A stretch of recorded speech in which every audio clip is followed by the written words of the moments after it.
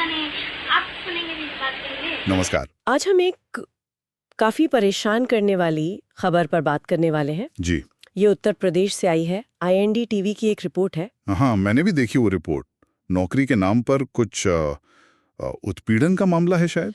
बिल्कुल, नौकरी का झांसा देकर एक महिला के साथ जो हुआ वो वाकई चिंताजनक है और ये दिखाता है कि कैसे भरोसा या कहें मजबूरी का फायदा उठाया जा सकता है। सही कहा। कहाँ की घटना बताई जा रही है ये? उत्तर प्रदेश के उचाड़नगर जिले की बात है। रिपोर्ट के मुताबिक एक महिला को नौकरी दिलाने का वादा किया गया, बुलाया गया, लेकिन असल में वो एक जाल था। अच्छा, तो हुआ क्या फिर? जो डिटेल्स रिपोर्ट में है वो काफी गंभीर है। बताया जा रहा है कि आरोपी ने महिला को किसी सुनसान जगह पर ले जाकर धमकाया। ओह, मतलब रिपोर्ट कहती है चाकू दिखाकर जबरदस्ती करने की कोशिश हुई। चाकू दिखाकर? हाँ, और उसमें मतलब कपड़े उतारने का प्रयास भी शामिल था। ये सोचना भी मुश्किल है कि कोई नौकरी की तलाश में निकले और इस तरह की भयानक स्थिति में फंस जाए। हाँ, ये वाकई बहुत गंभीर बात है। और जो बात यहाँ ध्यान देने वाली है वो ये कि कैसे किसी के जरूरत का मतलब नौकरी की तलाश को ही हथियार बना लिया गया। बिल्कुल।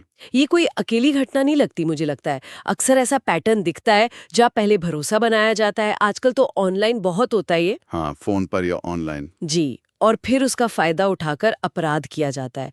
ये दिखाता है कि कैसे आर्थिक तंगी या जरूरत लोगों को ज्यादा वल्नरेबल बना देती है। सही बात है। मतलब जो एक उम्मीद लेकर जाता है वो एक बुरे सपने जैसा बन जाता है।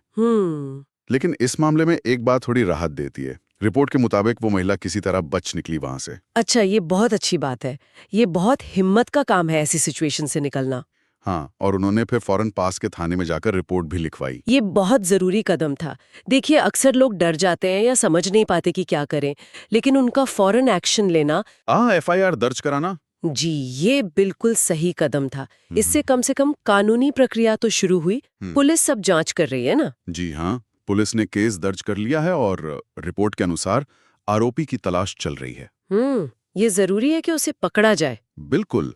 और ये घटना ये भी बताती है कि नौकरी के ऑफर्स को लेकर कितना सावधान रहने की जरूरत है। निश्चित रूप से, खासकर जब मिलने की जगह सुनसान हो या कुछ अजीब लगे। कोई भी चीज अगर थोड़ी भी डाउटफुल लगे तो तुरंत पीछे हट जाना चाहिए।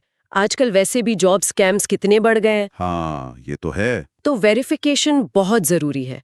कंपनी असली है या नहीं, जो इंसान बुला रहा है वो कौन है, ये सब जांचना जरूरी है। और मिलने के लिए हमेशा कोई पब्लिक प्लेस, कोई सुरक्षित जगह ही चुननी चाहिए। बिल्कुल।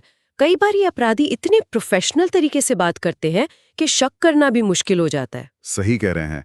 और IND टीवी की रिपोर्ट में भी लोगों से अपील की गई है। अच्छा, क्या अपील है? ये कि अगर किसी को भी ऐसे फर्जी जॉब ऑफर्स या किसी के साथ ऐसे शोषण के प्रयास की जानकारी मिले तो चुप ना रहें, पुलिस को बताएं, या जैसे इस केस में न्यूज़ टीम को भी सूचित करने को कहा गया है। हाँ, ये जागरूकता फैलाना बहुत जरूरी है। जानकारी साझा करने से शायद दूसरे लोग बच सकें। बिल्कुल।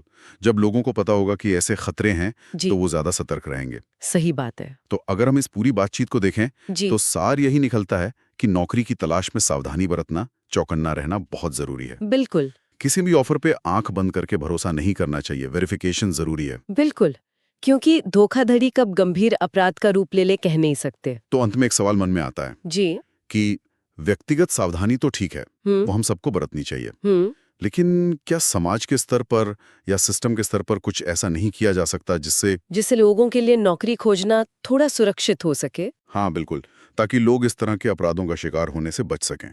रोजगार ढूंढना अपने आप में एक मुश्किल काम है, वो असुरक्षित क्यों हो? ये बहुत जरूरी सवाल है। इस पर सोचना होगा कि कैसे एक बेहतर और सुरक्षित माहौल बनाया जा सके। व्यक्तिगत सावधानी के साथ साथ शायद कुछ सिस्टमिक बदलावों की भी जरूरत है। जी, इस पर जरूर गौर करना चाहिए।